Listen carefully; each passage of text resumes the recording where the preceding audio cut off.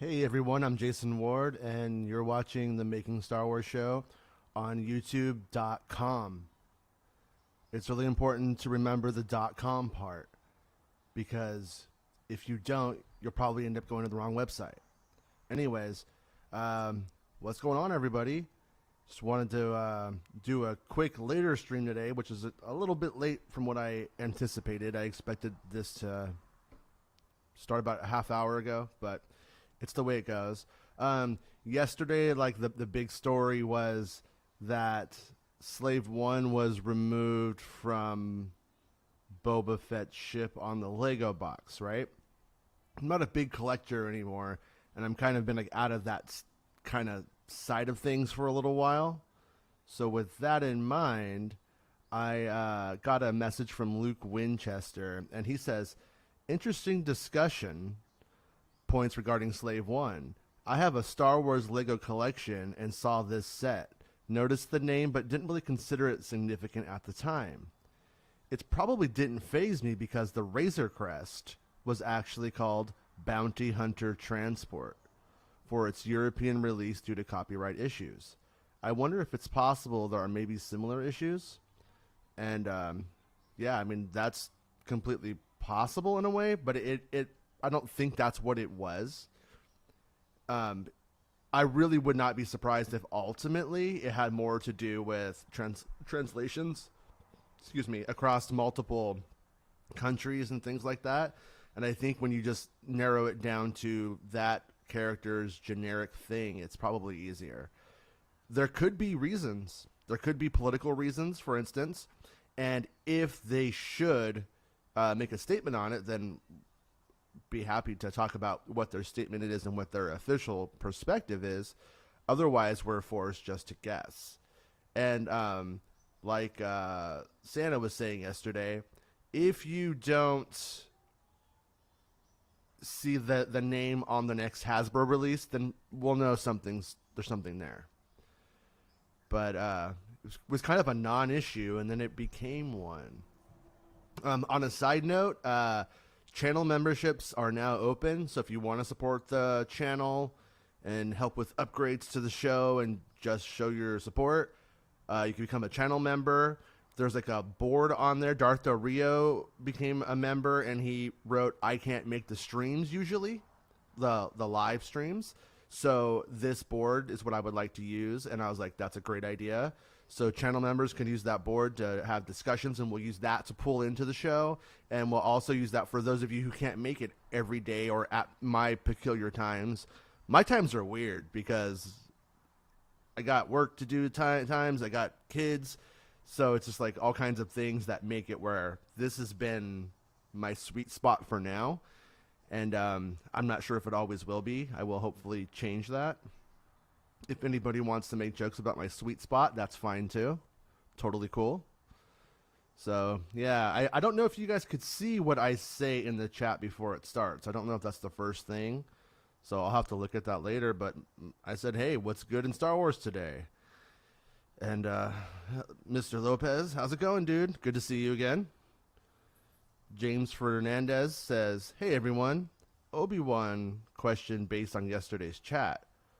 What if Uncle Owen was only good against the Tusken Raiders because the old wizard Kenobi was backing him up?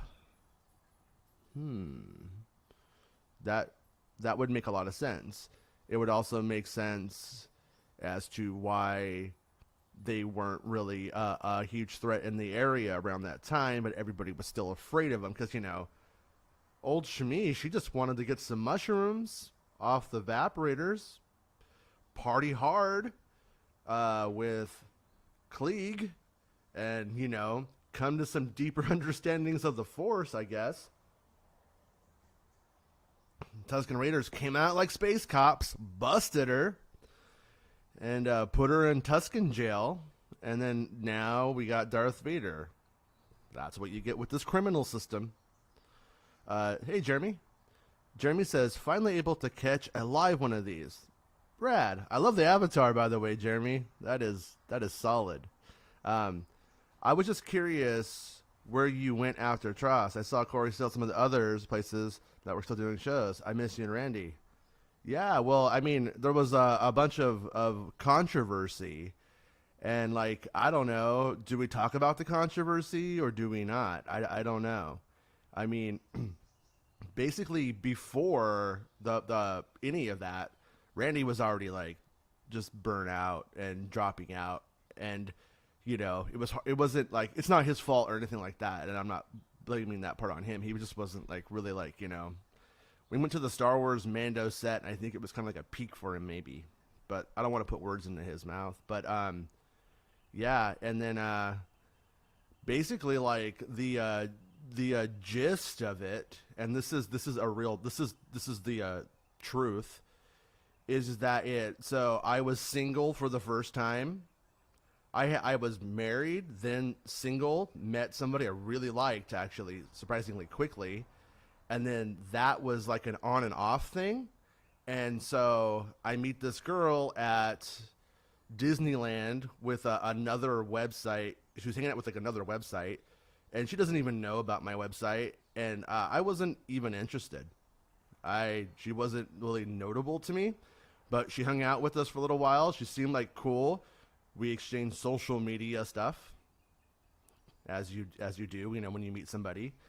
And then, in my opinion, she sees the blue check mark thing, and then it becomes a different relationship, friendship at that point. So this person flirts with me. I flirt back because flirting's fun, not because I'm super interested. And it's not like a dig on her or whatever. But we were like, we were friends, right? We talked a lot. We hung out a lot. But this was as I was scooping episode 9. And so she called me a lot, and we talked a lot. And I was fine with that. I'm not trying to like move that away or make that into something that it wasn't. Like, I enjoyed her company for like what it was, but we would flirt. And then she started sending me photos that she calls lewds and not nudes, but I don't think I could post them for what that's worth. And, and you know, it becomes very, very flirtatious. But then that person starts to brag to this other website about how bad I want her. Oh, that I want her so bad. And I'll just be upfront with you guys because I have nothing to lose. It's a great feeling when you have nothing to lose and people have weaponized things against you because it just doesn't matter anymore. It's like, what is there to lose? You know, who cares? So anyways, she basically starts like bragging to this other website who she was friends with first about how bad I want her, and that I was showing her stuff from episode 9 in exchange for things. But that is completely, utter, total bullshit. 100%. And what actually really irks me too is that at that time I was showing these things to like Star Wars Newsnet. I was doing things in the name of camaraderie and trying to put everybody on the same page and on track. And yeah, I did show girls that I flirted with these things, but I didn't do it as currency. It was that we had long-winded conversations. What's going on with you today? And if that's what was going on with me today, the conversation went there. Well, certain people wanted to use that as if it was this exchange. As if I was like, hey, want to see Jar Jar Binks? Boobs out. You know, never happened. Never happened that way whatsoever. And basically where it ended up going from there was that another girl who I was talking to, but not romantically, we were just like friends, and we're talking and she knows them. This crosstalk happens, and then in my opinion, she starts to see everything that all of our conversations in this other light. And understand, I don't know this is happening in this way in real time. But when I figured it out, when the other website guy, who's just a real piece of trash, when the other website guy, his roommate actually calls me, and the roommate is actually mad because I didn't really want to be friends with that person. All they did was brag about sexual conquest, and it wasn't my thing. And that person, anyways, I don't want to get too off track with it, but they basically made it sound as if I was trading pictures for things. And really what it came down to was me and girl number one, who I met at Disneyland, we were fucking cool. You know what I mean? We were actually cool up until all of the pressure from this stuff started to blow up. And so anyways, the girl number one, that was girl number one. Girl number two ends up going and is basically talked into me being this villain. And she sent me some photos, right? But these photos are literally PG-13. And you have to, and I complimented her body in the pictures because it was actually an awkward situation. And we were drinking, and I thought she was older because she had been married, which is my mistake. But I'll be honest with you, I've never known anybody who was that young and married before. So this gets used as this thing, as if I'm this sexual predator on the prowl, out to get people, out to hide your, you know what I mean? And it was just completely, it was honestly a hit job. It was a huge bummer, and it left a bad taste in my mouth. And I am still suffering the ramifications of it now. I think like Superhero Hype or somebody like that put up a message this week going, we don't cover Jason Bourne here because he's a sexual predator. And it's like, I'm a predator because somebody was in my direct messages?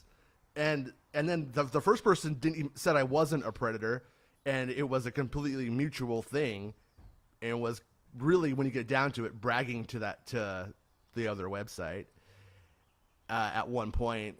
And then this is where I am also a complete idiot, is that after she bragged to the other website, I was like, look, you and I are just going to be friends. Like, that's fine. I wasn't looking for a girlfriend anyway. You know what I mean? And I never asked you for any of this stuff. And she was like, yeah, I know. And we were cool. And her and I hung out a lot. She came over, we went to Disneyland. But anyways, she had a friend, and this is where I'm an idiot. And me and the friend who I actually did like, we started talking. And when she went on when that girl went on a cruise or something like that, we went to Disneyland a bunch. She did not like that, and she started asking me on the phone the last time we ever talked before the blow up, do I have any feelings for her at all, and things like that. And I was like, oh, come on, we're just friends. And it was, I thought it was cool. Then when this blew up, she starts messaging Savannah Kiefer and telling Savannah Kiefer's like, don't even help him. Don't do anything at all like that. No, don't. Just stay out of it, because people are just going to believe what they want to believe. You know, real stand-up advice. And so then she gets spooked, and then she just ends up like effing off because she's afraid of social pressure.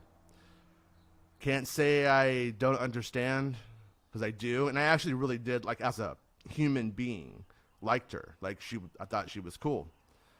And and then so anyways, the other person who came to me drinking, was already drinking, saying drink with me, they made it sound like I was encouraging a minor to drink. And that other website calls me, what are you doing? Get off the phone. Get off the phone right now. And I'm like, what are you talking about? And they're like, she is not 21. And I'm like, oh, I didn't know. Okay. But rather than like be a friend, and was just like, hey, dude, she's not 21, man. It was like completely like a setup. It was designed. I don't want to say it was designed to be that way, but their intentions were definitely, because he's a jealous little bitch, he wanted this to happen to me.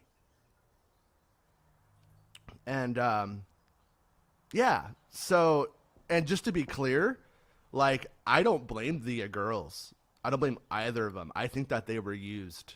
I think that they were used as pawns and puppets in a stupid game of pettiness and jealousy, in a way to extrapolate and explode things, something into nothing. Sorry, backwards. Nothing into something. And that's kind of where it all ended up, you know? And I was an idiot. Like, I thought I looked for the best in people. I didn't. And for the record, like, when the 20-year-old who was drinking, I think in Canada where it's legal anyway, I'm not sure how that all plays out, but it was just like, dude, number one, so she ended up calling me during my hiatus, if you will. She calls me and we talk. And what it boiled down to for her was she thought or felt I was this big, powerful, like, being, famous person.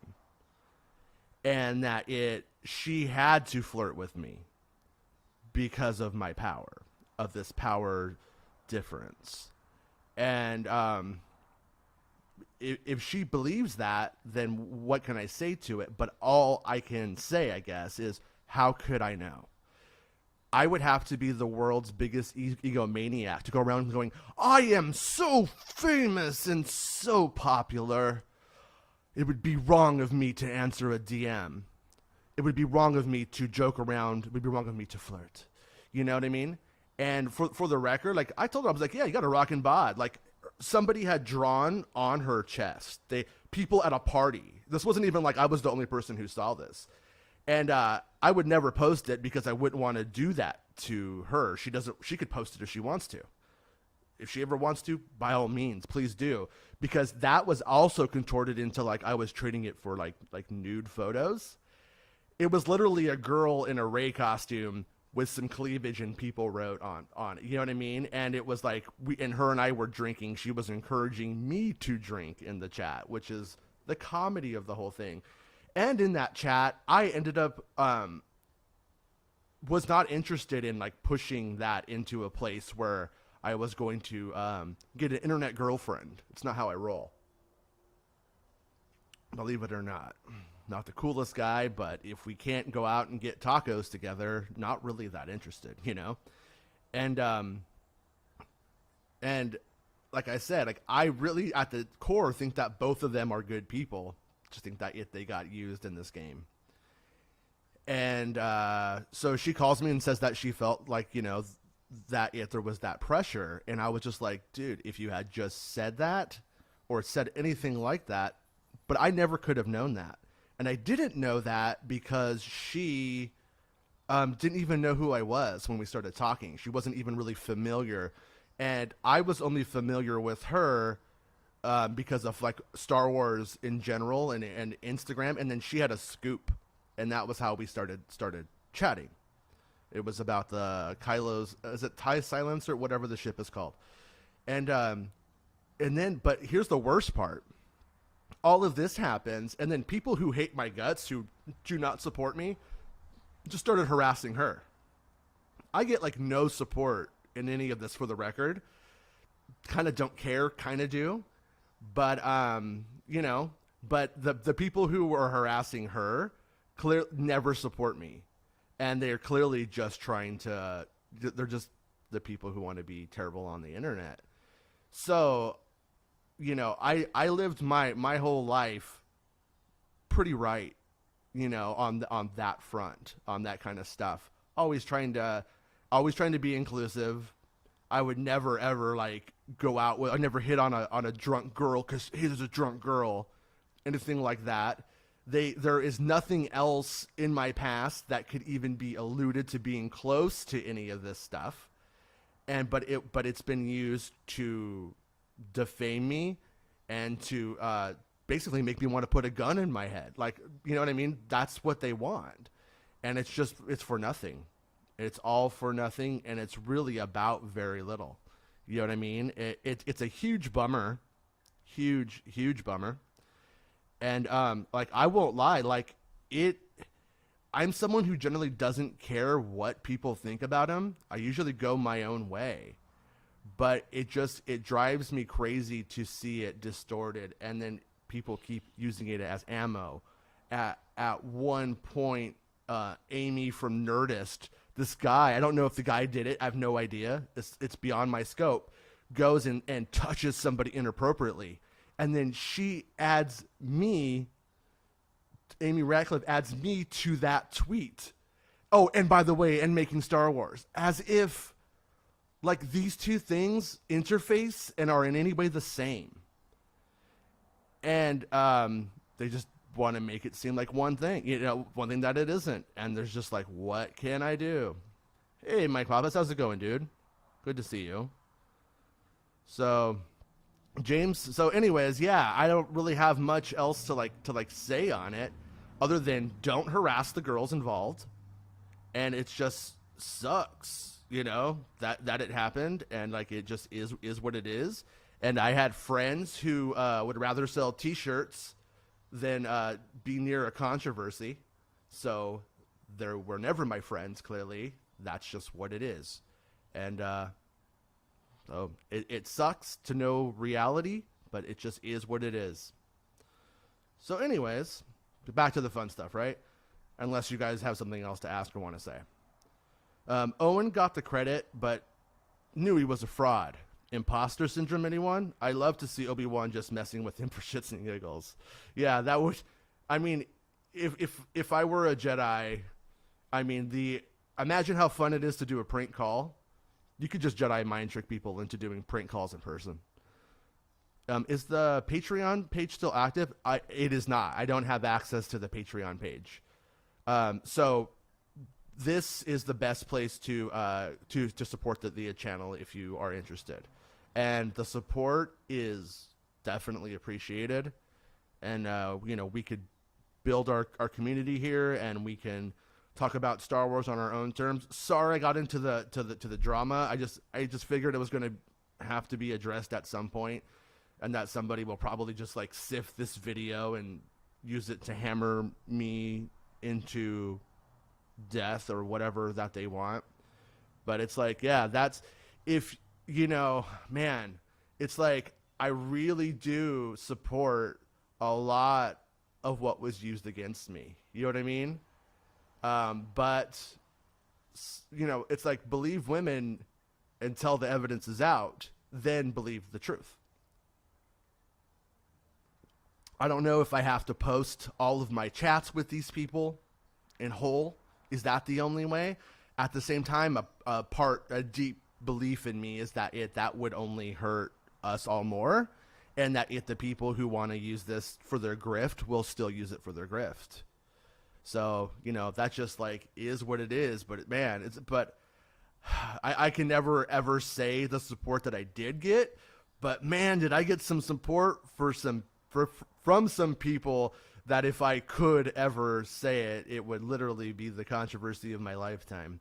But it meant a lot. I know that they watched the show, and you were the best part about the sequel trilogy. Anyways, it's not a bad sweet spot. That's true. So there's James Fernandez is making sense again.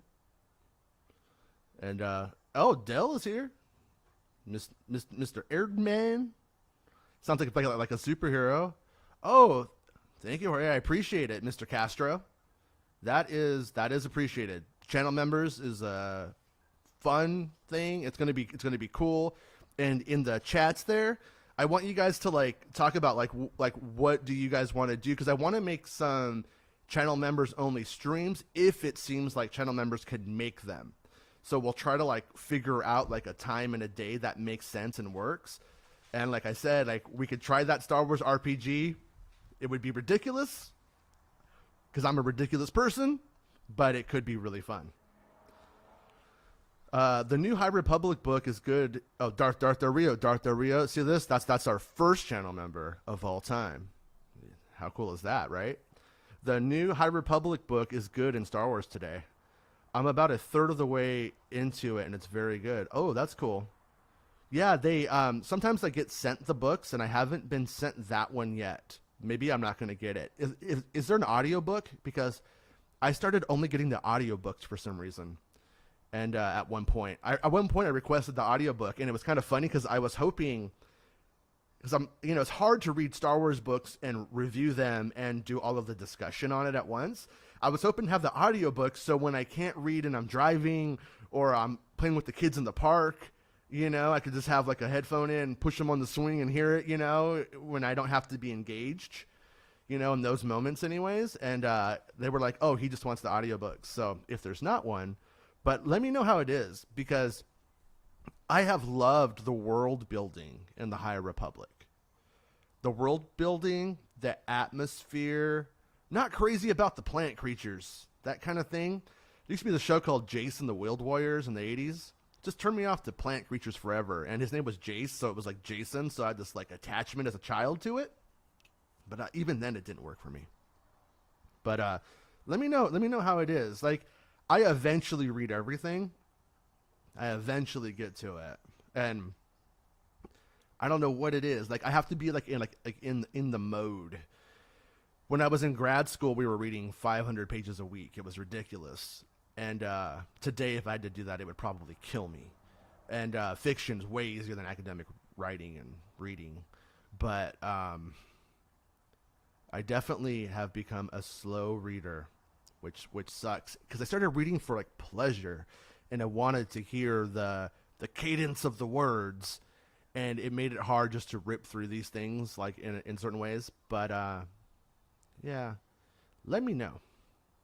Hey, Sketchcraft, how's it going? Hello, hey, Nike, how's it going? I'm glad that you make it all the time. You and Sketch, I'm always happy. Careful, man, that's the truth, James. Jeremy says, I had no idea it was that crazy. I just assumed you wanted to stop after episode 9. Sorry to bring it up, but all in all, glad you're back. Yeah, thanks. And like, I probably should address this too because it will be used against me. I wrote an apology, and my apology, the thesis of my apology, which was lost on those who wanted to overlook it, was if I made an environment where anybody was unhappy, then I am sorry. And that is, I swear to God, brother, I mean, that is where I'm coming at this from, is if I made an environment where anybody was unhappy, I completely, totally, 100%, did not want that. And that wasn't my intention, and I would have fixed it. And I'm the kind of person where if you have a problem with me, come and talk to me. Come and tell me. And I can't read your mind, and I can't know if there's one. And so in that issue, right, in that sense, making that scenario, I take responsibility for it in that way. And I made mistakes too. I'm a human. You know what I mean? I made mistakes for sure. And that was a really truncated version of all of the stuff, but it is what it is. And if people want to hold on to it forever, just is, what can I do? All I can do is move on, because when you cancel somebody, rightfully so or wrongfully so, they still exist. You don't just blip out. It's not a Thanos hand snap on Twitter and then now you don't exist. And I'm never going to not love Star Wars. I'm not going to become an anti-social person who reads my High Republic book, in the closet by myself. Fuck that. Not going to happen. So, yeah, it is. And once again, it's another one of those situations of who was the winner. That's worth who won from this, because I didn't win. I got publicly shamed hard, and I still am being publicly shamed for it. And they didn't win. They were dragged through the mud. They were used as props. And it just is, if I had actually, done something, and if I had said I hate to say this, but it's like, man, if it was really like, I don't want to say it. But anyways, yeah, just a terrible situation. And I do not fault anybody for one way or the other for wanting to just walk away from this forever, you know? But I talked to girl number 2, and I was like, hey, if you want to come on the podcast, you want to come on the show and have a discussion about it, the whole thing, how you know, you want to use it to make Star Wars fandom better, then let's do it. You're invited. She's invited to the show anytime she wants. We could go through the whole thing publicly because it was already so public. Everything pretty much embarrassing about me that could happen, it did happen, and that's, you know, I'm a weird guy in the sense that I'm cool with being the bad guy wrestler. I'm fine with being the punk rock idiots. I'm the kid who, this really happened to me. I got into an argument in class in 7th, 8th grade, and the teacher grabbed me. The other person punched me. And I had blood coming out of my nose. I grabbed the blood from my nose and threw it on the whiteboard and said, "Fuck this school." It's a personality defect that I have. And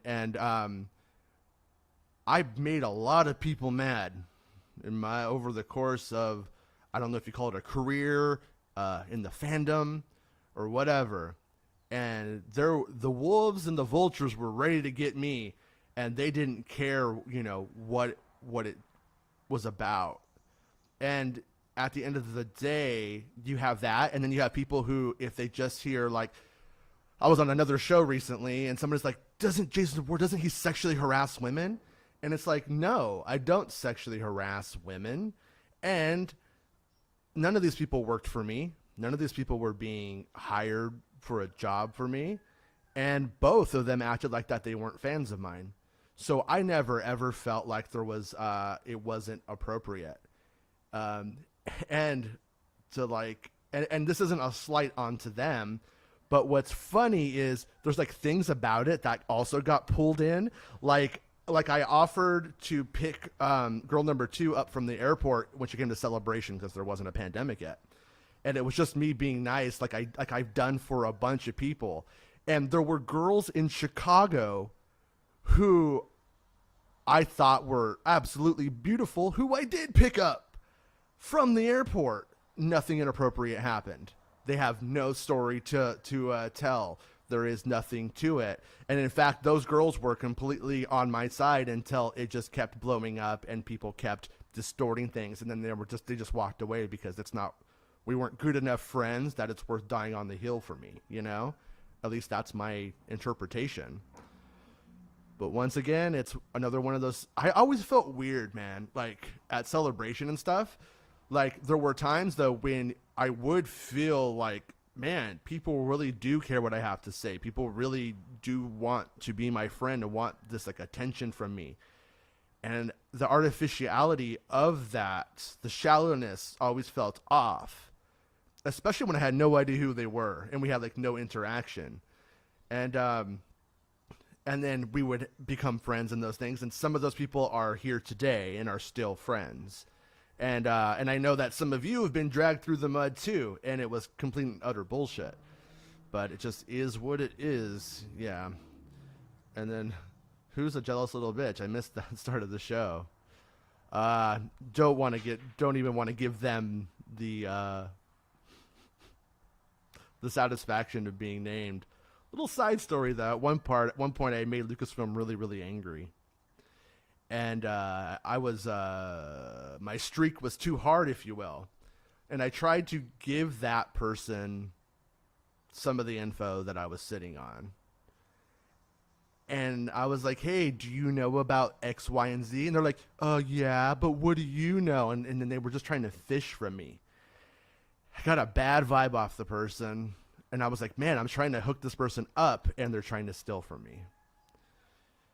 And then, you know, you get kind of weirded out when like everyone is trying to get stuff from you and everybody wants stuff from you. And that's what this has been like in a big way on the, like I did a lot of people favors. I gave people the access to my kingdom, if you will, and said, by all means, promote yourself. Like, if I can help you, I will. And the majority of those people burned me.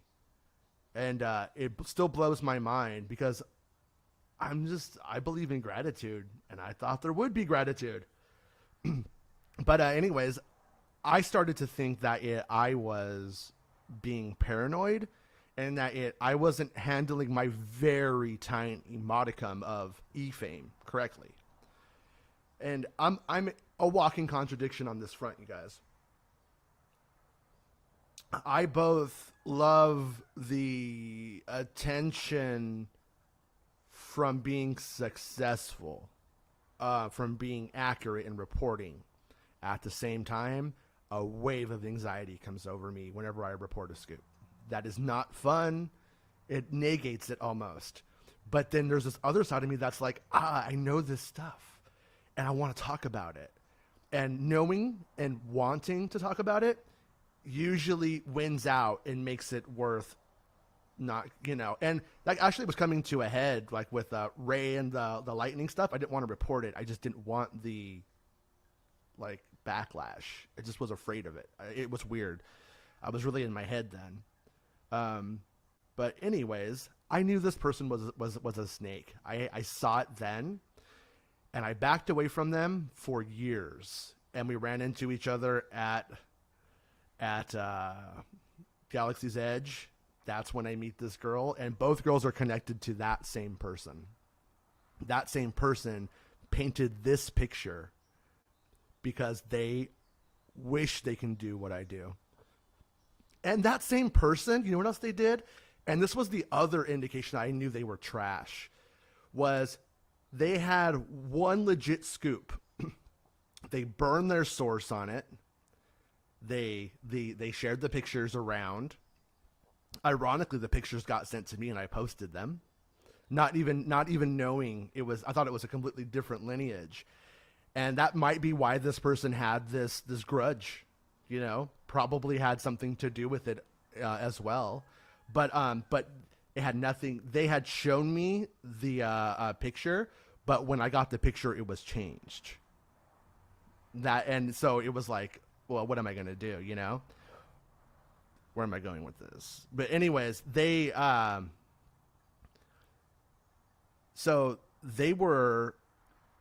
posted the first bad picture very, very, and I'm not trying to be like bad.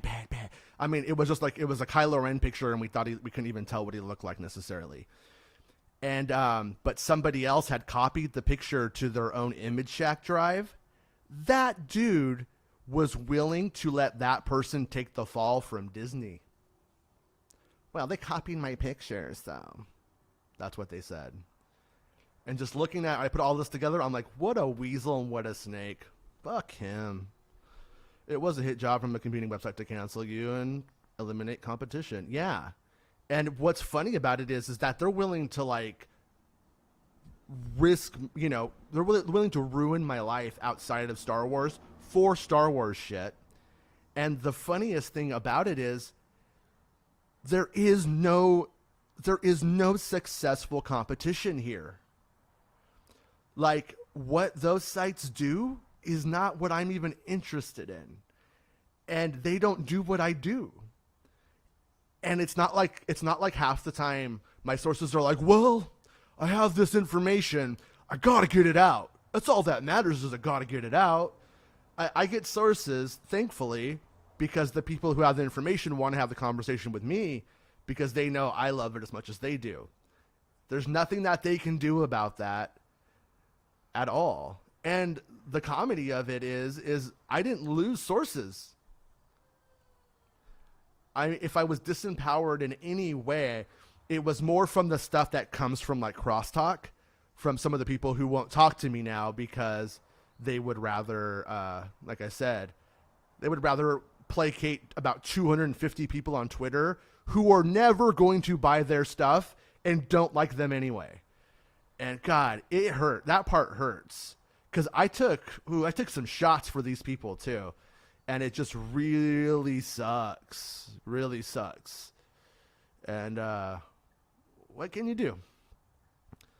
Sorry to bring it up. I legitimately had no idea. I was just curious because I missed the pod. Yeah, no, I'm with you. And it was like before this happened, I was seriously considering like getting out, being like, being done with it. And so it's kind of weird that I'm doing this now, but it's like I almost have to accept the actual truth is that I've been doing this in whatever form I've been doing it since 1996, since I had access to the internet, and nothing is going to change that. Like, even if I pretend, like I can go and make a pseudonym and then just go right back into things and be like, blah, blah, blah, talking about Return of the Jedi, but I got to be me. And, yeah. That one dude sounds like he belongs in the underworld, laugh out loud. You can say that again. Hey, everyone. Oh, it's old Santa. Good to see you, Santa. You want me to open this for you, son? Okay. My son is using this as an opportunity to... Okay. So anyways, so I'm working on my Patreon. Yeah, please, by all means, if you can contribute to the channel and you want to, this is the place. Hey, James. Man, last night I played a little bit of Fortnite with my daughter. Went past that loot llama and thought about you. I didn't go after it, though. Lopez says, nice of you to tackle it. A lot of people can be very quick to judge. Yeah. And like I said, I mean, I made mistakes, and I tried to own them. And I deleted the apology eventually. I left it up for over a month. The apology wasn't accepted. And when I talked to her later on, I'm like, well, you didn't accept the apology. I even told her sorry in person on Twitter. And the apology wasn't accepted, so I deleted it. Because I'm like, well, and she said that there was things that were factually incorrect there. Anything that was factually incorrect is just me not, as these things happened, this didn't seem like it was anything. It wasn't like important life events are happening right now, must note. You know what I mean? I was living my life. And like I said, in the conversation with girl number 2, I was talking about the person I was actually really in love with and trying to make that work. And I steered our conversation in that way in those talks because I was like wanting it to be clear that I wasn't coming after them and that I was like about this other person. And girl number 1, honestly, was bragging and it went out of control. We became friends and then back against the wall. And like I said, I have everything. So if I ever have to, I will just post it all. I mean, I don't want to. I would admit any bystanders from it, but it's just like, here we go. Beat me up again. Find a new angle to beat me up. But at least the truth will be out there. But I really don't want I don't want... Am I crazy for not wanting them to get shit for what happened? I mean, because I don't, Pleased you're back. Have missed all you do for the Star Wars community. Thanks. Yeah, it's like, really at the end of the day, that's what I want to do is talk about what's fun. Not what I have planned for today's show, by the way, but I figured this was going to eventually happen. It's been happening in my head since the moment that it happened. I wanted to do a podcast about it, but by that point, we already really weren't podcasting. And then I did a couple. But like I said, like whenever I would try to talk about it, I would just feel so depleted. Like a vampire was sucking the blood from my soul. You know what I mean? It's really, and what is wrong with me? Like, why do I put myself out there? Nice of you to tackle it. A lot of people can be very quick to... We're going to talk about that. Thank you, though. Scooper Games sounds like a dog-eat-dog ruthless. It's like kind of funny because like there is definitely like a Scooper game, if you will, but I've always completely been outside of it. Like if there was ever like a cool kids table, full of scoopers. I was never a part of it. And leading up to like Force Awakens, I was just dragged through the mud by those people constantly, you know, doubted and made to sound like as if I was a liar. And, you know, and that's also kind of what got me into trouble in a weird way. Like, you know, here's an admission for you, is that I started showing, so the pictures that I did show to these girls and to a lot of professionals, by the way, they were already out there, and other Star Wars websites, and none of them came out and said, like, oh yeah, you know, he gave me the picture too with my name on it, just like he did them, with the same message. And like, I usually made like a joke message, like, Mark Hamilton protects Making Star Wars' secrets. So like it had their name written on it, you know what I mean? And it was like a joke. They made it sound like it was this like creepy, you protect my secrets, you know, like I'm a serial killer with a shed. You know what I mean? It was just like, you guys, man, you guys write fan fictions about humans. It's terrible. But I started sharing stuff with people because what would happen to me is, like, let's just make up StarWarsForIdiots.com would go and they would say, there is no way Rey is not a Solo. This guy's lying. I bet the farm on it. He's garbage, right? And then the movie comes out and I'm right. And then they hate me. Then they already hated me, but now they can't admit they were wrong. They can't, so they stick to their guns. And it's not a nice place to be. And until you're there, it's really hard to explain, like, the pressure of it. It's terrible, you know? I don't like it. And so I tried to be, if you will, a man of the people. I wanted to share what I had, not devalue my ability to scoop, but also help them in their analysis feel like, hey, that guy is doing well and he's not trying to keep me down. And I never try to keep anybody down. I mean, the actual system that is in place now in fandom is Gatekeepers Central. And they hated me when I brought some shows into existence, when I let some people in and gave some people a platform because they weren't just like them, you know? And it's definitely a thing. And I was able to circumvent that by just being loud, myself, and is what it is. But anyways, I wanted to, like, help. And it's funny how many people I showed that to, and I know who couldn't leak it and wouldn't leak it, but none of them stuck up for me in that. Not one. They were all just like, oh, geez, this sounds bad. And I didn't ask anybody either, too. I have a problem asking for help, honestly. Personality flaw. But Dewey Williams, were there scoopers that were good to you? It's weird. You know, like, I don't know if I should say that in this episode, if you will, because it might be like, it might bring them a bunch of garbage. So but yeah, there were some. There are some websites who were good to me. Some people in the film blogging community who were good to me, to the best of my knowledge, anyways.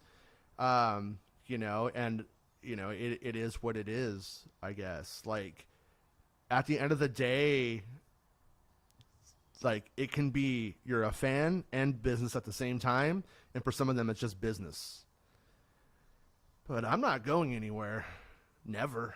I'm always going to be around. And so I'm, I guess, always forever going to be labeled this thing that I'm not, because a girl who was already drinking came into my DMs and we joked around, and it wasn't like we had you know, like cyber sex or something like that.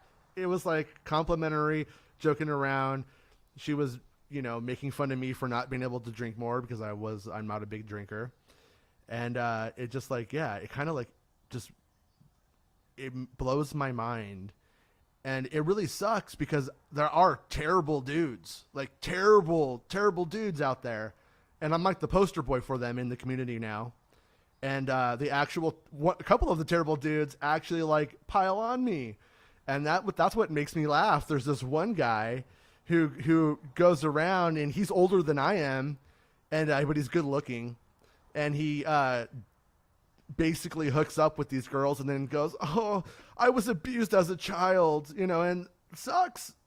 Abuse is no joke, but I was abused as a child. I need my drink. And I can't be in a relationship after they've been to his house for sex. And he does it all the time.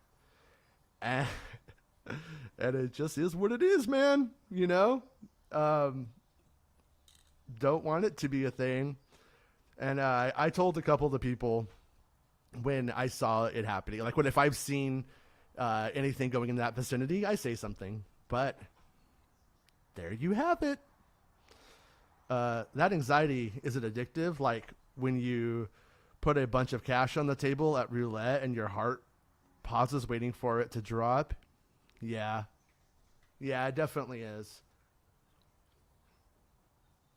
Like I said, like at my lowest point, it was validation. And that wanting to be validated was actually increased by the fact that the powers that be were invalidating me by, I would do a good job. I was doing a good job and sort of being the ideal fan, if you will. And, but at the same time, like it would get overlooked, pushed down, couldn't get into screenings, couldn't get interview access, was just overall like, dismissed and treated like garbage. And, so I was like, okay, I want this discussion and this validation. And then, but yeah, I would go and I would do it and it would be like, whoa, like it's like a kid lighting a firework. Like you're afraid to light the firework and it explodes and it's kind of thrilling. There's anxiety before. At the same time, like that became and is just a side effect. Like at the end of the day, for instance, just to go, I want to talk about where they're filming Willow, or I want to talk about that there's Inquisitors in Kenobi, and what does that mean? And I want to hear what you guys say. I mean, I'm just one fan, and when I think of things, like I can't think of everything, and you guys oftentimes surprise me with what you bring to the table in terms of imagination, and you can't get that anywhere else. Like you can't get that like from like a real life friend, or I should say a local friend. You guys are, I consider you guys, any of you guys wants to be friends, we're friends, I've always had like a come as you are kind of take on things, And they also did like other terrible things too. They went through like message board posts from years ago, or they found one where like J.J. Abrams had been on Howard Stern, and I had been listening to Howard Stern at the time. I'm a fan of Howard Stern for the record, and I'm just trying not to copy him because he's done it. I just do me. But Iron Sheik is on, and I think the Iron Sheik is not PC, and he is hilarious. It is really funny to me. But I had quoted the Iron Sheik in context of J.J. Abrams, and then they tried to make it sound like I was anti-Semitic. I have family members who are Jewish. They tried to say that I couldn't be half Jewish. Okay, fair enough. If that's what you think. I mean, I guess you get to tell me how I identify. But I don't really, but I don't want to lean on that too hard because I don't really like, it's just not a hill I could die on, because you just can't win with somebody who just wants to get the pitchforks out. It sucks. Pleased you're back. Have missed all you do for the Star Wars community. Thank you again. Hey, from Brazil. Hey, Thomas, how's it going? Wow, Brazil. That's pretty rad. I've always wanted to go there. I did. Not the most interesting conversation ever, but in grad school, I studied a bit about Brazil and the United States, and stuff with coffee and transnational communications. It was a weird thing, but I've always wanted to go there. Bonabite says, the Scooper game is garbage. Nothing but backstabbers out for themselves, and that includes the studio's relationships with the big trades. I've had a publicist leak info I gave them to a trade. Yeah, that was that was a thing that I was naive when I started, and I was very trusting to people, and people who didn't even mean to burn me necessarily. Maybe they did, and maybe I'm still naive, you know.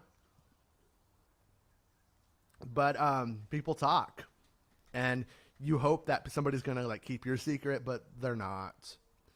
And they started leaking it to a big film blogger who himself got canceled, ironically.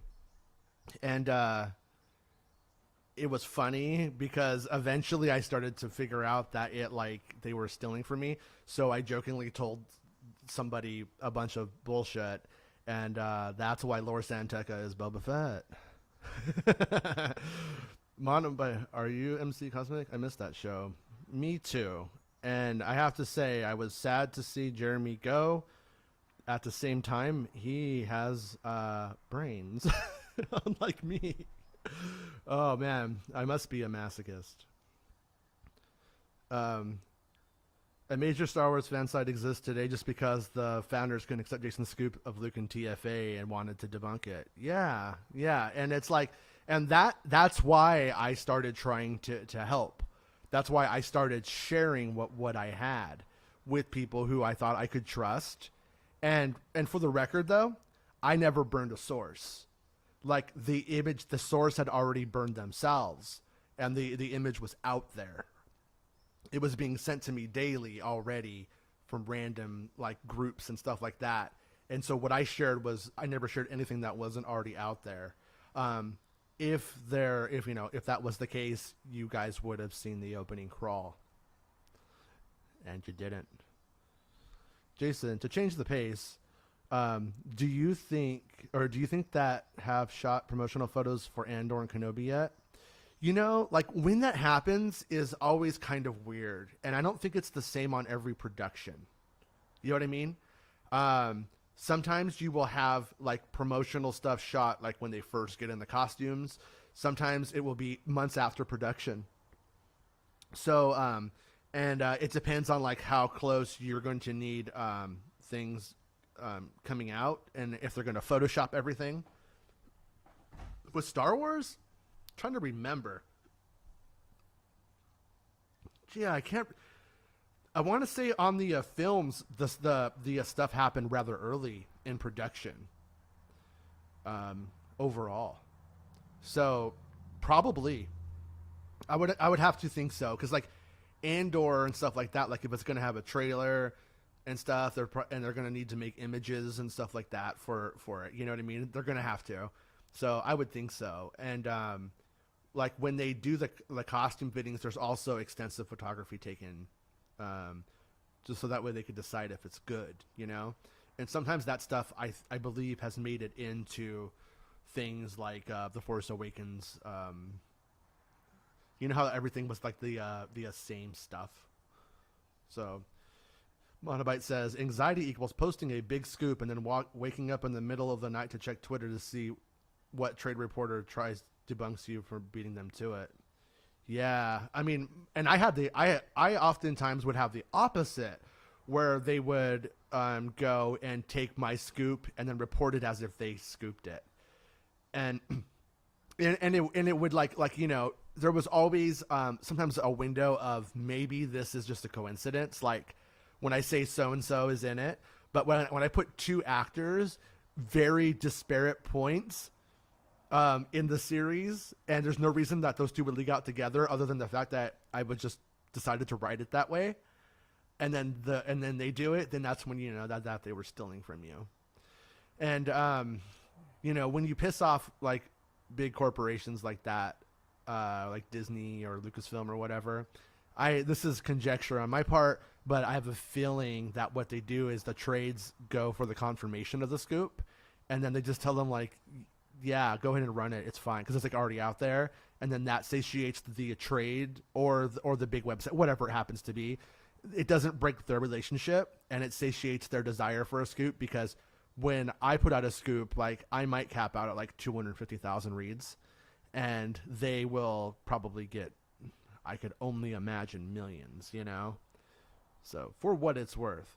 And to kind of answer the question before about has, you know, a scooper or a big person, I won't say who they are, but they helped me like get my deals and stuff like that before. They've definitely been like, hey, you should be with this person, you will get more, and like helped me with that. So there have been heroes, and some of the film bloggers who've been in it for a while have also been very, very helpful. And like I said, I'm not going to say their names in this episode, or because I just don't want them to get shit. I don't want them to have to not be my friend publicly, because it's like, man, it's such a weird place. Half of them, I'm like, oh, so if we were so close that now we're not friends, then okay, we're actually not friends. And then the other half are like, hey, I gotta unfollow you because, you know, these people are gonna just like lynch me if I don't. And I'm like, okay, we're still friends. It still hurts though. James asks, do you know if Seth Green's animated show will ever get released? It was rumored to come to Disney Plus. Man, that's a weird one, you know? For the record, like, I don't want to crap talk it. I don't want to put down the work. I love Robot Chicken. I think those dudes are funny. And I heard that the production was very slow. And a lot of the jokes, by the time the episodes were completed, one of them like made fun of like a dance or a song. It was already old news by the time it would have come out. So a lot of the jokes are super dated and they don't even work now. So I suppose they could maybe rework the jokes, but I don't know if they would want to spend money.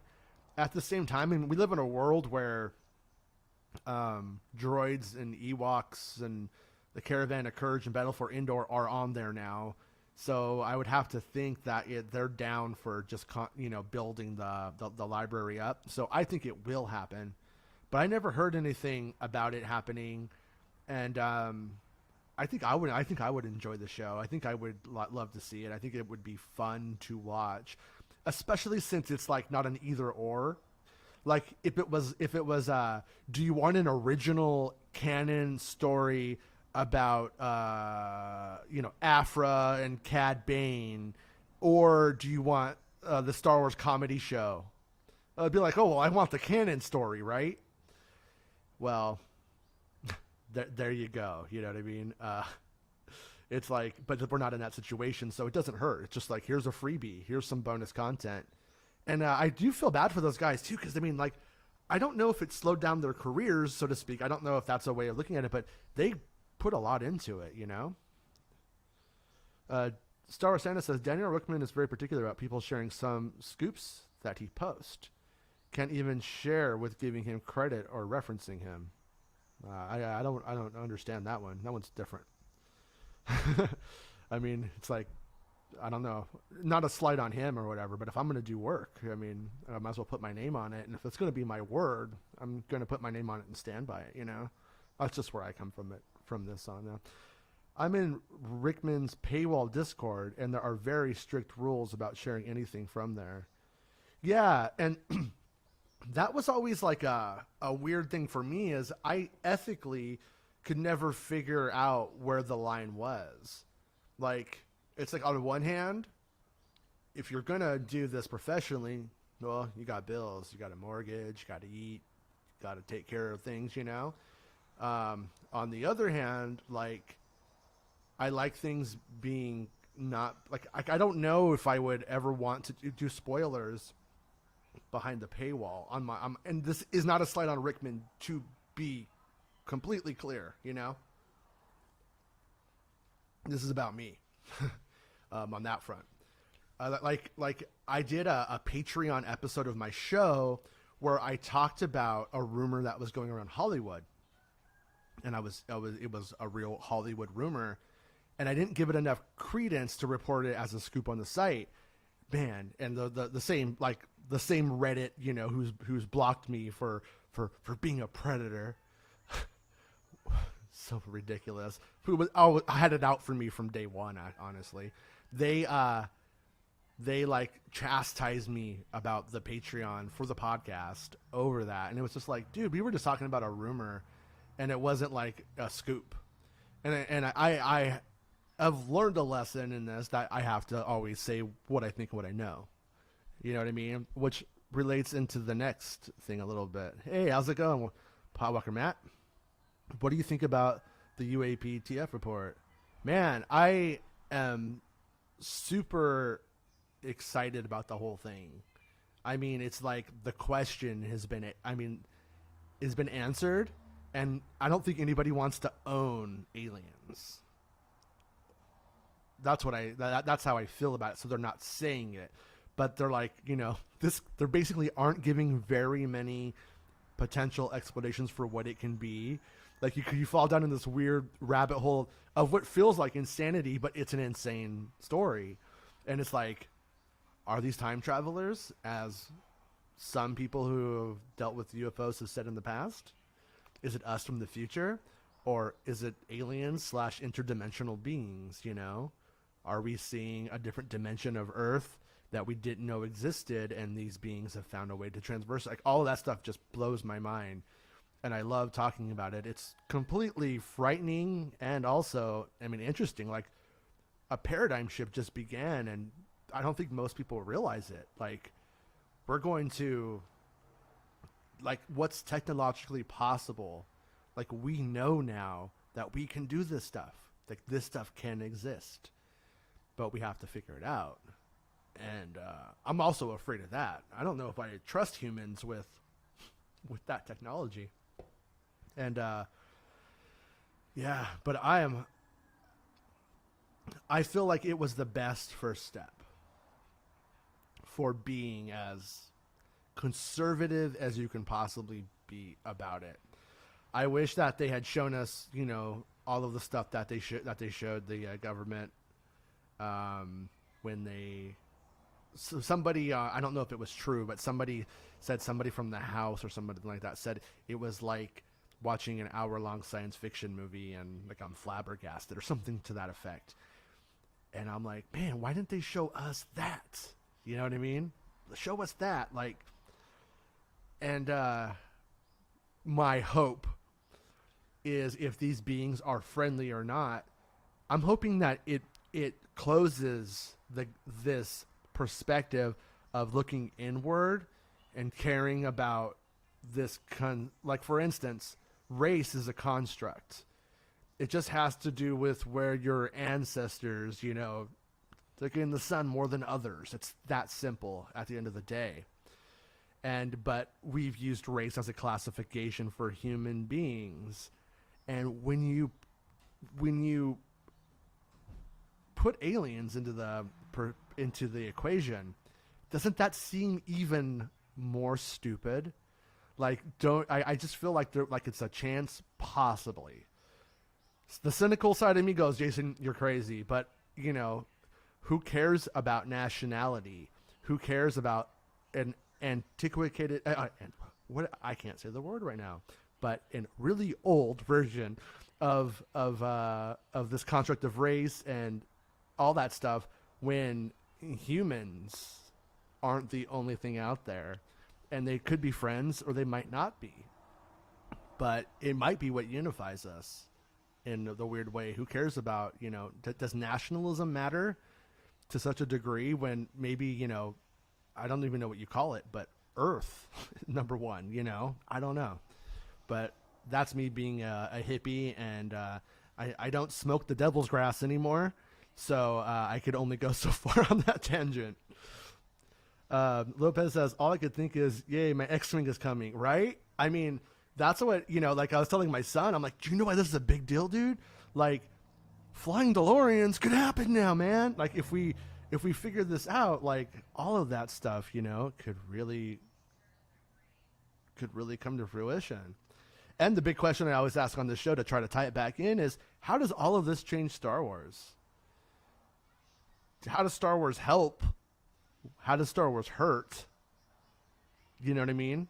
Like, on one hand, you have like the Star Trek, Star Wars idea.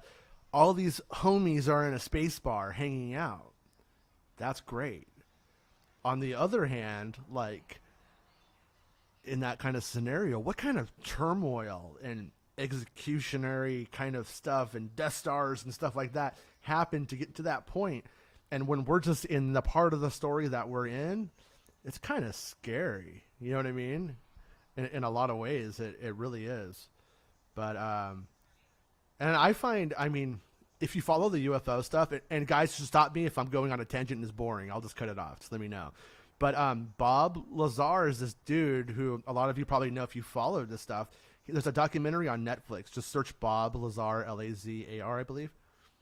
And this guy claims to have worked at Area 51 and another site called S something. And claims to have worked on UFOs. And the guy was like dragged through the mud. He had his credentials erased, and people still hold to that story. But Lou Elizondo, who was the head of ATIP, which was studying the UFO phenomenon, also had his emails erased, and they denied that he worked for ATIP.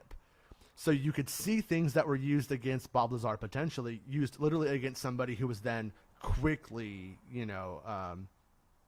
proven to be not a liar. And it's nuts. It's just really, really crazy, and yeah, good point. Star Wars Anna says, and we all know that Indiana Jones saw R2-D2 and C-3PO carvings in Egypt. It's true. If you, especially on that new print of Indiana Jones, I didn't buy the set. I had to be real with myself. If I bought the physical set, I was going to love having it, but I'm never going to put it in. I'm going to stream everything. So I bought the new set just for streaming, but man, is it pretty. I mean, it has I feel like it has the richness of seeing it in the theater. And it's really fun to see that moment in that clarity for the first time. Santa. Bob Lazar's episode of Joe Rogan is extremely interesting. Yeah, it really is. And Bob Lazar was like, his story, I think, goes like he ends up working at Area 51, and then basically his wife starts having an affair. And you have to have an extremely stable home life to be in one of these programs because they can't have a depression affecting your sanity and stuff like that. So he starts to get pushed out. But the Bob Lazar, I mean, the guy is like, he's definitely eccentric, and it makes it easy to paint him as a liar. But I would say, I would bet on Bob Lazar at this point. At this point, Bob Lazar's story is truer in its very thesis of UFOs exist than the government was with us since before 1947. And what's his name? Elizondo. He's been on podcasts talking about how he's read documents and heard things like that. There was a crash in Italy well before 47, and that we ended up getting that crash or that stuff after World War II, I believe. I think that's what he said. I don't want to put words in somebody's mouth, but he's talked about it on many podcasts in like various ways. And it's just like, if they have the crash materials, like, I wish they would just let us know. I wish, like, we already know that UFOs are real now, that there's something happening. If there's more to it, then, and it's a mystery, you don't know, cool. At the same time, it's like, I would rather know what the reality is that I live in. That's what matters to me. And kind of ties into today's theme, People I thought were my friends weren't. Good to know. Big price to pay. And I think that there's a big price to pay in this, in terms of our civilization, if we're not real about it and we don't get to the answers and we don't, stop infantilizing us all. But the Bob Lazar episode of Joe Rogan is like really, really, really rad. It is good. And the documentary on Netflix, I would say the journalism in it is so good. There's a little bit of like, I have to be spooky here and there kind of stuff. Some like, conspiratorial tropes that kind of play out during it that I did not appreciate. It didn't need, but that might have been because of investors or something like that. And Jeremy Corbell has rocked the whole thing. I mean, if there was, when I say jealous isn't the right word, but if there was one person I wish I could be that does what I do, it's that guy. Because that guy, like, oh yeah, I release stuff on laser swords. That guy releases stuff on UFOs and real, things that are like a human history right now. And maybe he'll only be a footnote, but he's still a footnote in human history, whether people like it or not. That is so fascinating to me. And a lot of people, you'll see them going like, oh, are they friends? Are they foes? And all that kind of thing. I just kind of feel like if they wanted to wipe us out, they would have done it. They could have done it. Would have been easy. Why not, right? If you wanna murder us or whatever, which would already happened. I mean, and look at how good we are at already doing that to ourselves when you get down to it. So Corbell should be leaking the UFO Storm video tonight on Instagram sometime. Yeah. And there's also a show on TMZ on Fox at 8 p.m. Eastern, I believe. And I don't know if this is related, if those things are connected. But I might have my facts wrong, but I think it's like 9 UAPs going around a Navy ship, maybe? Is that the one? Because that is some crazy stuff. And I want to see like probably the same thing. Yeah, I think you're probably right. I mean, it's a good guess, or even maybe it's even informed. I don't know, but I want to see everything, and it's like a Band-Aid. Like I know Elizondo always says like this is a process, and he's not wrong. And people get mad at Jeremy Corbell, and they get mad at Elizondo for not just saying everything that they know, everything that they've ever heard all at once. But look at what happened to Bob Lazar. Like, if they did that, they would have just become Bob Lazar 2.0. That's at least that's what I think anyway. Oh, 14. Hey, I was happy with 9, but okay, aliens, if you got to up it to 14, cool. Yeah, and there's certain things that could be coincidences over time that Bob Lazar got right. And I don't really know where I fall on him. I want to believe him, and I think there's a lot of compelling evidence to believe him. And the only reason why you can't believe him one way or the other is because until they confirm they lied about him, and you will never, it will remain a mystery. Can they ever do that? Like I saw one of the Navy guys had his career like tarnished big time. Progression was just halted. Can you release the stuff without getting sued? Can is that what this will amount to for the Navy guy who told the truth about what he saw? I don't know, but I saw like a post from him that it was shared on our UFOs, and I felt bad for the guy, and he definitely has grounds, but that might be some of the stuff that keeps some of the stuff from coming out, because when the government lies, well, they're responsible. TMZ has actually done some solid journalism on this issue. Yeah. That's the whole thing is you will see like TMZ and even BuzzFeed, they get tarnished for what they report on for entertainment. But it's like, is the stuff that they report on for entertainment not true?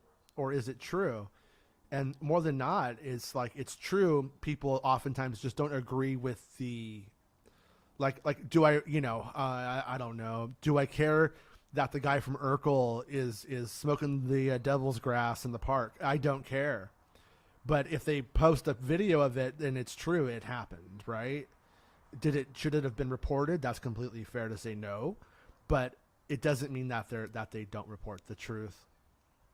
And their UFO stuff overall has been some of the stuff actually is from my area that they've covered that like is like, whoa, that seems pretty legit. It seems like that could definitely be what they're saying it is.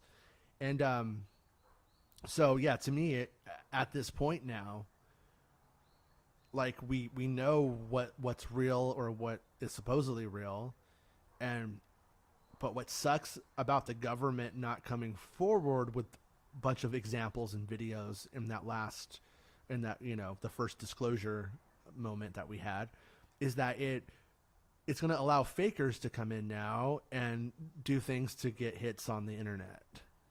And it's going to muddy the whole issue further because their secrecy is what makes the black market for that. It's just like Star Wars, the ridiculous secrecy and they're not sharing anything is what makes things leak. And so, here we are not knowing what's real and really wanting to like know. And I'm really jazzed about it though. Like I'm glad that they did the right thing to the extent that they have so far. But at the same time, it's like UFOs are real. Okay, bye. And it's like, whoa, man.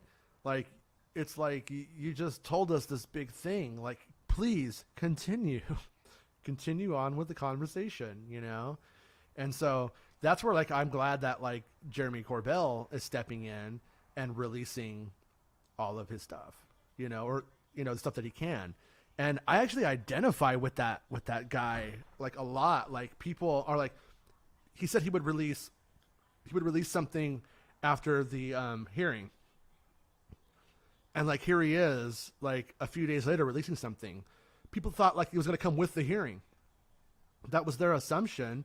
And it was like, the dude's released real stuff. Like, why do you have to be so mean to him, And if the guy did sell what he had to TMZ to pay his rent or to pay his bills or for monetary gain, but it's the truth and it's still coming out, what do I care if he's doing what he needs to do for his life while bringing the truth to the people? Like, I think in that way, the guy's a hero.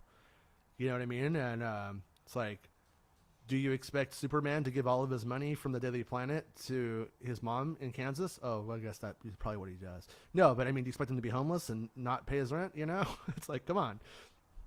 But Mark asks, do you think public skeptics like Carl Sagan and Neil deGrasse Tyson, who rubbish UFO aliens as we generally conceive them, know more than they let on? I don't know. I mean, like, I really like Neil deGrasse Tyson, like I liked his show he had on Fox, for a while. And like, I think as like a personality, he's like good. I think he's good for science, but his attitude about UFOs and stuff like that has been so wrong. It's been so off. It's like, in fact, I would say it's the opposite of inspiring, if that makes sense. Like, he's like saying like you're almost like you're an idiot for thinking that there's anything out there. Oh, and that they would care about us. We are just little ants to them. It's like, whoa, I'm not a scientist, but if they're 1,000 years ahead of us, technologically speaking, that doesn't mean that they're necessarily 1,000 years more advanced mentally than us. It doesn't have to mean that. Or 1,000 years isn't even that much. But like if you take us in 1,000 years, we will be different, but not that different, right? 1,000 years, you would think when we see ourselves, we wouldn't be too different. But 1,000 years worth of the singularity and technological advancements, they are going to have like crazy things. And so if they were to come, for instance, and give us their technology, we may find we have common ground really fast. They may not look at us like ants. And if they do, because they have a better car than us, a space car, fuck those aliens. Those aliens suck, It's like, I don't want to know those guys. I mean, it's like, yeah, you're making it sound like the aliens are Hollywood douchebags. I mean, at the end of the day, that's what I feel like he's saying. And I don't think that's where they're coming at this from, because they don't seem to, they turn on our nuclear things and they turn them off too. So it's like, turning it off sends a message, but turning them on sends another message. And so maybe that's not the message. Maybe the message just is, I don't know. Don't do it. The people, yeah. What's up, Lopez? Santa Mark. What's up, guys? You guys are still here after all this time. But, yeah, Sagan, yes. Later in his life, he told Hynek he believed the UFO phenomenon was real. NDT, no way. Neil deGrasse Tyson, no way. He doesn't know more. In fact, he's pretty ignorant and taking an anti-curiosity position. Yeah, that's exactly what bums me out about him. You know what I mean? That's what makes me think that, like, either he doesn't know more, or if he does, man, what a company man, you know, so to speak. If he was, you know, talking about all of the possibilities of what they can be, they might not be from another planet. They might be a civilization as crazy as it is, and I think it's absurd, but from the ocean, these things go in the ocean all of the time, you know? There's people say we haven't been through the whole ocean. We don't know what's down there. There's all kinds of crazy possibilities.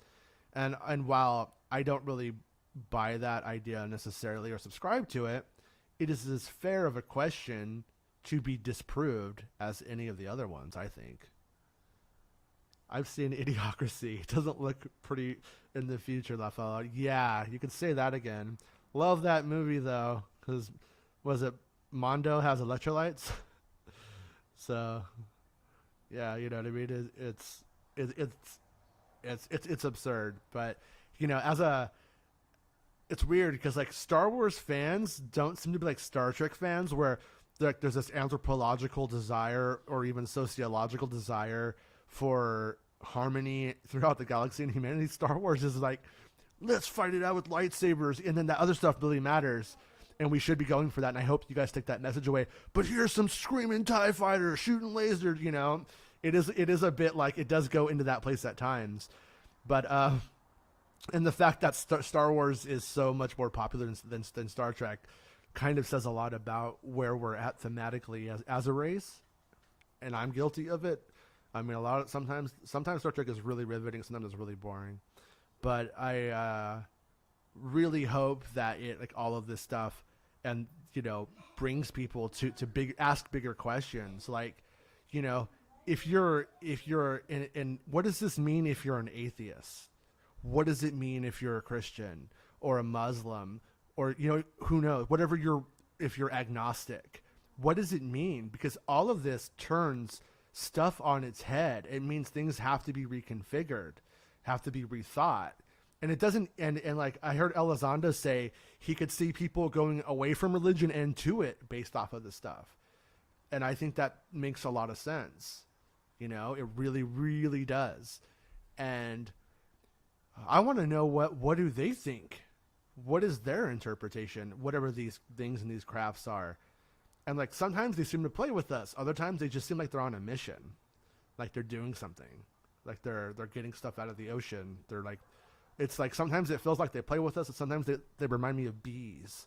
The way that a bee will just, like, go about its business doing its work.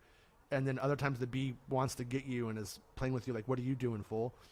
And that's kind of like just the way it seems, you know? And you think back to those old movies or those old books like Communion, which I watched recently with Christopher Walken. Some of that movie is so good and some of it is so bad. There's this part at the end where Christopher Walken has a dance party with the aliens. It's why, I don't know. Also in that movie Communion, there's a kid with a Gamorrean guard mask. But this is like 1988, 89. I was like, they must have went to like a budget store and bought like all the 99-cent costumes or something, and there was some Return of the Jedi stuff left in there, you know. That's my thinking. So, yeah, the movie Idiocracy does keep becoming more relevant as time goes on, and it's no wonder that the person who I think who created Beavis and Butthead created that too. Mark Hamilton says, I reckon there will be cultural meltdown once it's common knowledge that we've been visited by aliens. If the aliens aren't woke or anti-woke enough, it's going to be culture war on crack. Whoa, I didn't think about that. Yeah, how do they see things? But, you know, I mean, yeah, who knows? They might lay eggs. They may not have gender and sex. It might not be a problem for them. Who knows what these beings are. I heard Corbell, I feel like, hint at something like that they were a techno race of people. You know, I don't remember what the word was, like a techno-terrestrial, he might have said, or suggested it. And that's not unlike us when the singularity hits. Like, I am a big proponent and believer in that around 2044-ish, when we hit the singularity and our computer processing becomes what it can be, and we can make nanobots, and immortality becomes really at our fingertips. Like, who knows what we're going to become? And if there's a civilization that's only 1,000 years ahead of us, they would have reached the singularity if they don't hit societal collapse, which is what we are always up against. The singularity believers, the futurists, there's like two camps. Societal collapse hits before we get there, or we make it. But it's fair to say that if we don't completely eradicate all life on the planet forever somehow, that we would eventually make it. And maybe this is the time that we do make it, you know? I hope so. I would love the idea that my children will live hundreds of years and be able to figure out the universe even more, whether it's from a religious perspective or not, whatever that happens to be. That's, wow, you know? Have fun. You know, that's the way I look at it. Thank you for hanging out with us so long today, Lopez. Well, hopefully we'll see you tomorrow. Mark says, I reckon they're monitoring us as an immature species who are in no way ready to be interacted with, bar a few experiments. Yeah, I mean, that's a fair way to look at it. That Star Trek movie, the Abrams one, where the Enterprise lands on the red planet, that's kind of what it might be, you know? At the same time, it's like, who knows what they're doing? Like, they may be studying every aspect of this planet, and we're the most obvious. And they're looking into our oceans and figuring out what everything is. And, you know, who knows what time is to them? Because that's the interesting part. Like, I find, what's his name from Blink-182? That guy has said some fascinating stuff and apparently had some fascinating associations. And he said things before. At one point, he claims he was detained by the government and told the truth. But before that, you know, he'd said some pretty wild things. But when he was on Rogan, the part that stuck out the most to me, the biggest part to me, was he claims physicists who probably worked for him at to the Stars Institute or something like that. I think it's called that. That when you get into these crafts and they are activated, that time slows down, because time is relative, right? So like when they send a satellite up into space, they have to write a patch for it, because when you're going 17,000 miles an hour around the Earth, you actually end up on a different time frame than us. Well, he claims that when they basically radiate that atom, I think you see things like in a different color spectrum. I think he said red, but I could be wrong about that. But basically, in the UFO, things on the outside move slowly. And so, because it has its own gravity, therefore its own relative time. And that blows my mind. And I think it actually seems to make sense to my very, very bad scientifically minded brain. But when you think of it that way, like when they were doing military training exercises, I guess, they would give coordinates to the pilots, like you're going to go to point A, B, and C, for instance. The UFO would meet them there before. The UFO already knew where they were going to be.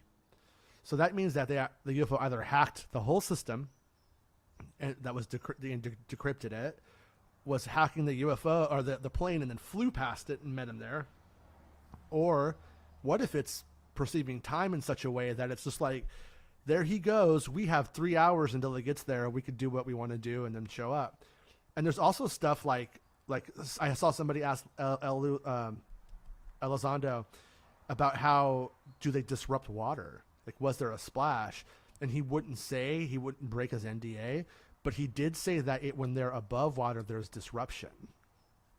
And there's been like ways of looking at them, like do these things have cloaking devices, or are they actually experiencing I guess, space-time differently than us in those moments. So what we're seeing, like these mirages and things, but they're actually maybe already gone. It's all kinds of just insane stuff. And man, is it fascinating. Like, outside of Star Wars and music, like when I have free time, that's what I've just been kind of like consumed with.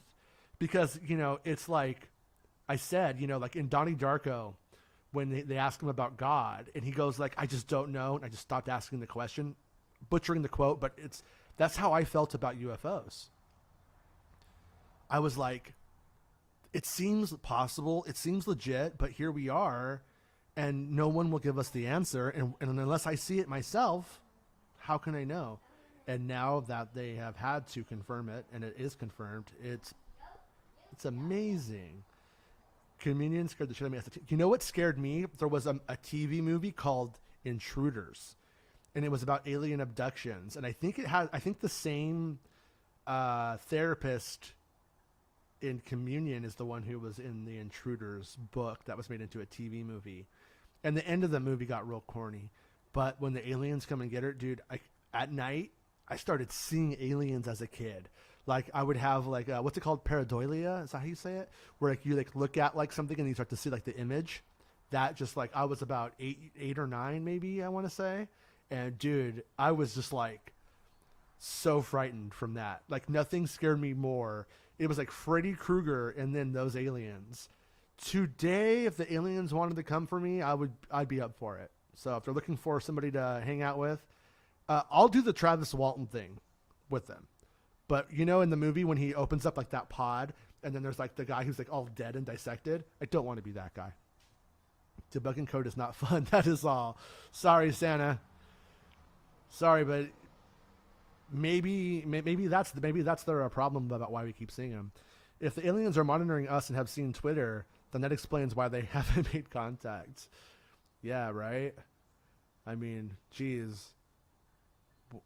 I wonder about, like, humanity a lot. And when we know that there's more to us and more to the world than us, does that change that? Do people become less petty and less, I don't know. At the same time, like I said, like I was afraid I said it wrong yesterday when I was talking about it, but like the apartment collapse in Florida is awful. I mean, don't get me wrong. It's awful. But it's just like but I wanted to clarify something about that too yesterday. I was just like, but it's getting like more coverage than like this story that affects human history, and I'm like, how? Come on, humanity! Don't let me down again. Hawk says, Bob Lazar talked about this object that produced its own gravity, and when he tried to touch it, he couldn't. Like pushing 2 minutes. Is that the element 115? That is supposedly like what the UFOs use to almost like create their artificial gravity and fall through it, because that stuff is wild, and like in the documentary on Netflix, his house gets raided when he starts to tell Jeremy Corbell about it, and that's claiming that he has it, and he gets raided, and I've heard people like cast a lot of shade on that. So it was his fireworks factory thing and all the stuff. And I'm like, did that happen or didn't it happen? But if it did, I think it says something about the validity of his story.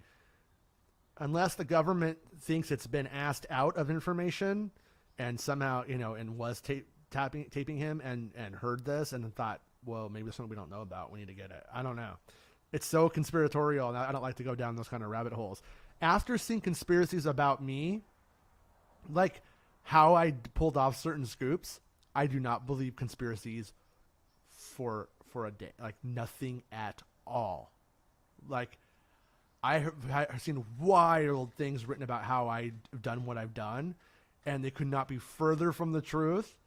And it's like, wow, you came up with, I guess, a thesis and some evidence for how that could fit, but boy, were you wrong.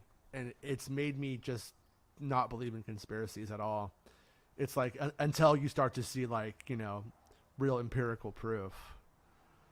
Communion is still scary. Yeah, I mean, I enjoyed the movie up until like the very back end of it. That's when it starts to fall apart for me. But I would like to see Communion reworked like today, you know. And the author, you know, his name escapes me right now, but he's stuck to his guns that whole time, you know. And I even like the way he was talking about it when he was coming out about it. He was like, I don't know if this is really happening, but this is what's happening to me. And it's like, that is, if there was ever a way to fake something like that, that would be the way to do it. Because that's when you're just like, whoa, he's not trying to push it. He's like trying to solve it. But I you know, I believe that he believed his story, you know. Star Trek and Star Wars, along with the proliferation of all kinds of storytelling in the modern age, not just film, have likely softened the acceptance of the reality of an extraterrestrial presence. Yeah, I think so too. And then we run into the problem, like, I don't want to get too inappropriate here after this episode, I guess who cares? But like, it's like pornography and sex. Sex and pornography are not the same things. They're pale comparisons of the same thing. Or a pale imitation of the reality of it in a lot of ways, and also an exaggeration. And so how has Hollywood hurt this is the other question. But I think most people, when you say UFOs are real, they're like, yeah, of course they are. Like, how could they not be? Mathematically speaking, how could they not be? So this is the content we would have got on Fingered with Randy Nixon. I love it. Yeah, I mean, I'm down to talk about other things after Star Wars on this channel whenever, you know, as long as I'm not breaking the mold of why people are here and the people who want to talk about it, I'm cool with it, you know.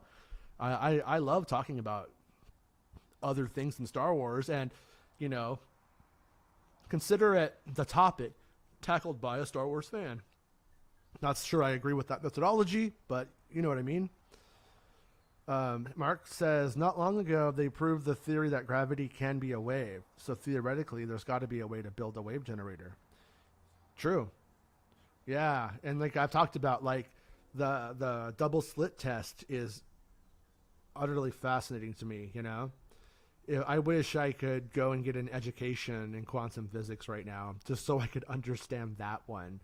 The idea that like when elements are measured / observed, that it changes like how the wave patterns are made.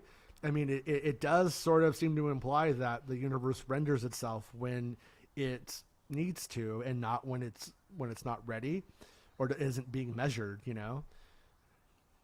Communion in the book terrified me. You know, I never read the book because it came out when I was so small, and then Intruders happened, and Intruders was too much for me as a show. It's weird. I grew up watching Texas Chainsaw Massacre and, you know, Freddy the Nightmare on Elm Street movies. My parents, I had no filter. I could just watch and do whatever I wanted for the most part. My parents are questionable, but I could watch whatever I wanted. And it was a TV movie about being abducted and experimented on that scared me shitless. So, Whitley Strieber, yes. Man, Mark knows it all. Whitley Strieber, who wrote Communion, yeah, and Communion and a follow-up books. He also is involved in the whole Serpo thing. What's the Serpo thing? I'm not familiar with that one. About Bob Lazar regarding his revelations about UFOs, propulsion. So this is Bootsy, systems and aliens. What do you believe and not believe? It all sounds cool, but who really knows? Yeah, I mean that's what it comes down to. When you look at Bob Lazar, like I guess like a couple of things. If he had a plan to capitalize on it, did he really capitalize on it? You know, I mean, the things that he did were like kind of stupid, and he seems to be a highly intelligent person. You know what I mean? And what's the dude who owns Skinwalker Ranch? I heard an interview with him yesterday, and the Skinwalker Ranch one's a bit much too. It's like, oh, this is crazy, but is this real too? I don't know. But the guy says he hired Bob to like work on, you know, some of these projects around this stuff, and the dude was just using the space for like storage. A part of me wants to think that the workshop was being used as storage because he was using his workshop at home, and that's what it was about for him. That's me playing devil's advocate, though. With that said, like, Bob's story seems to be like one that if it ever happened, his seems like it would be the one that happened. If anybody has ever said that they worked on UFO crafts and that they had these experiences, his seems to be the one that makes the most sense. And a part of me wants to believe him. Another part of me is terrified about it if it's true. Also, like, it's also insane because they're like these small little ships and they call them the kids.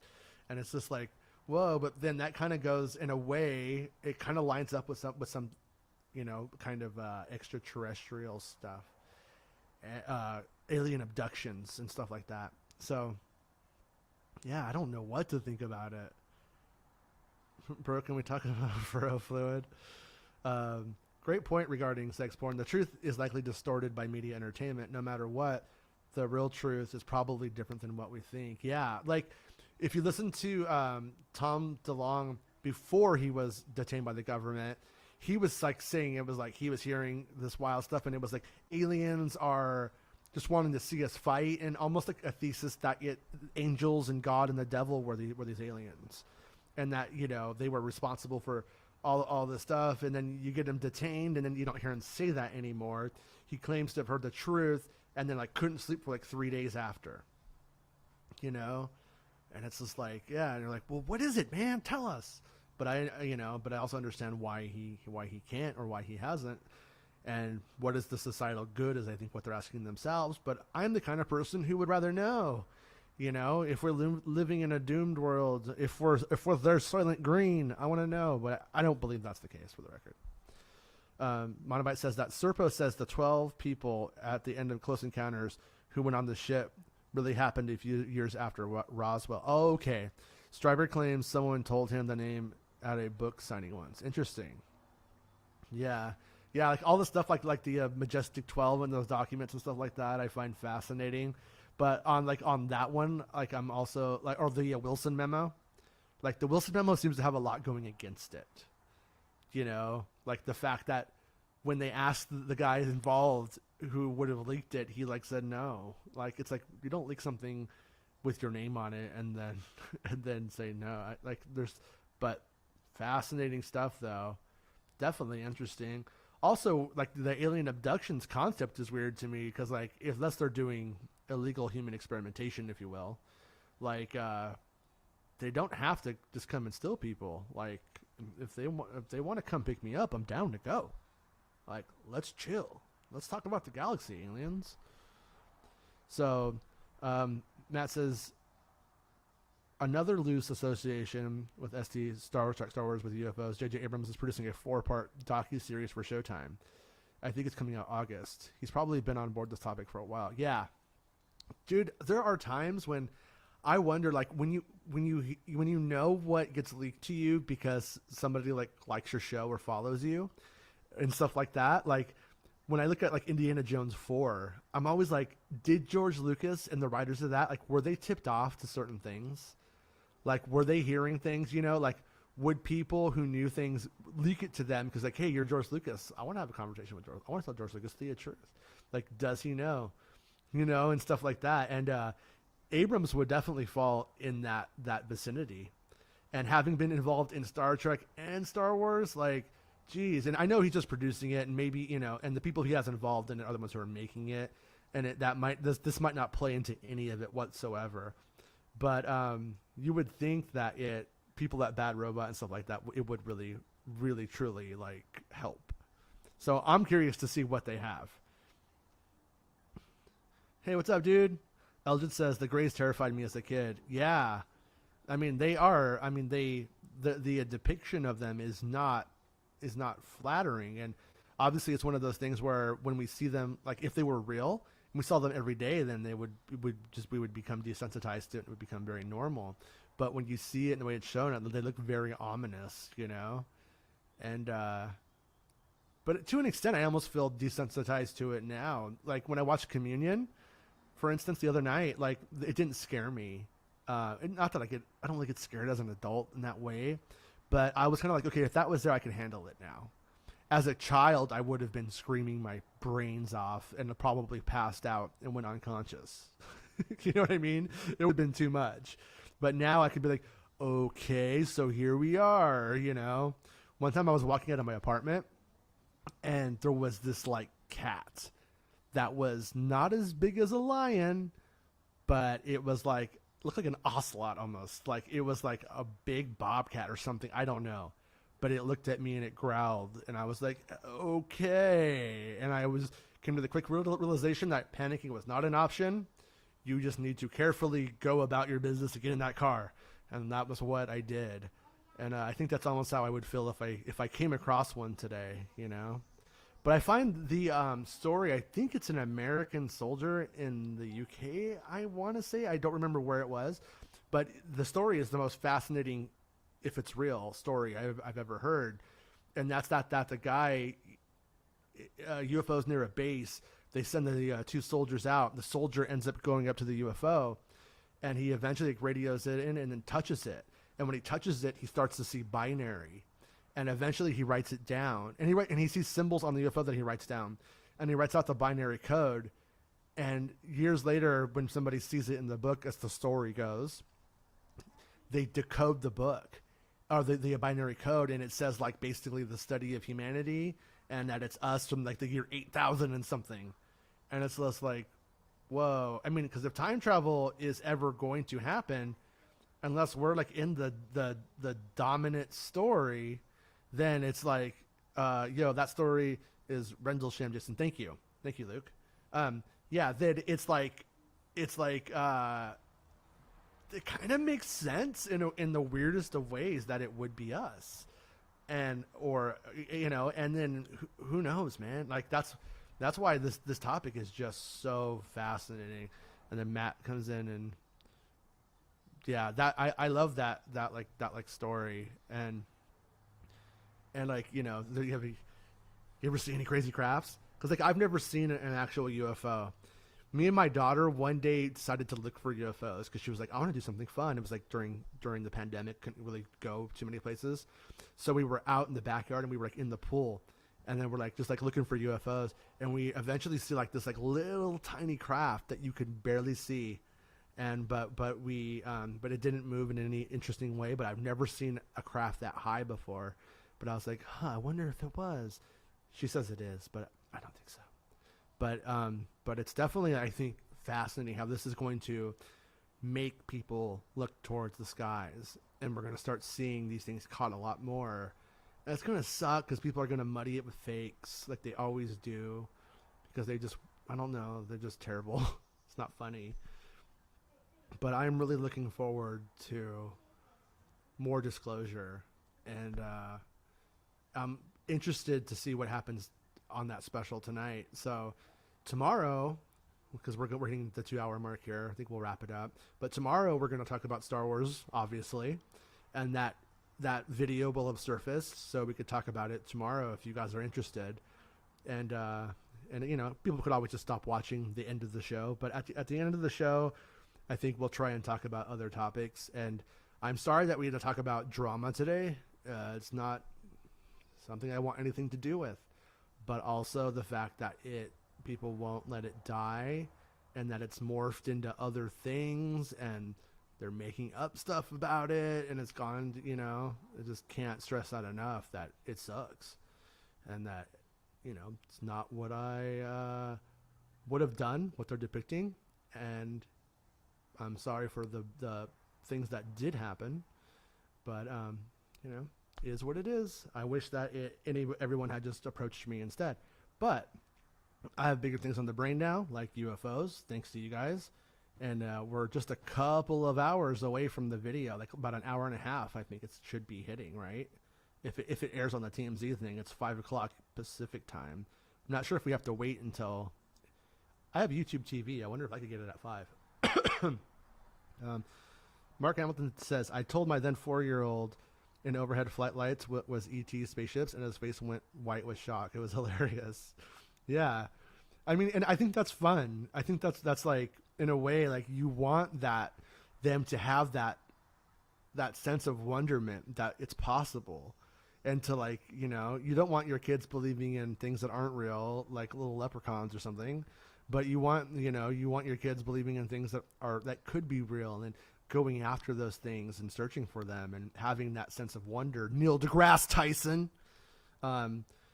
Yeah, but I hope everybody has a good night. I hope I didn't bum anybody out too much today. And hopefully tomorrow we'll have a more fun Star Wars day, and we'll have some good UFO news to talk about as well. All right. Thanks, guys, for joining me in the chat, for everyone who's stuck around for as long as they have. I really appreciate it. And become a channel member if you guys want to, or you can, and you want to support the channel. Also appreciated. And I'll see everybody tomorrow. Thanks, guys.